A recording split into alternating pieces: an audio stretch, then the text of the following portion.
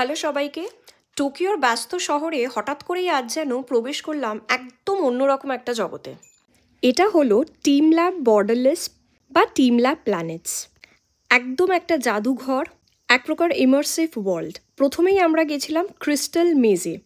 ঢোকার শুরু থেকে শেষ পর্যন্ত একদম আলোর দুনিয়ায় যেন নিজেকে হারিয়ে ফেলবেন। চারপাশে অসংখ্য ক্রিস্টাল এবং সেখান থেকে এমিট হচ্ছে আলো, যেন আপনার সঙ্গেই তারা নাচ করছে। সত্যি মনে হচ্ছিল আমরা যেন কোনো মহাজাগতিক ইউনিভার্সে হারিয়ে গেছি। জায়গাটাকে দেখে অনেকটা ভুল ভুলাইয়ার কথা মনে পড়লো। একবার ঢুকলে আপনি বুঝতে পারবেন না কোথা দিয়ে বেরোবেন। তারপরেই হেঁটে চলে গেলাম অন্য এক ঘরে, যেখানে পায়ের নিচে ছিল স্বচ্ছ জল আর তার ভেতরে সাঁতার কাটছিল কই মাছ। নেক্সট সেগমেন্টে ছিল ইলিউমিনেটিং স্ফিয়ার্স অফ লাইট।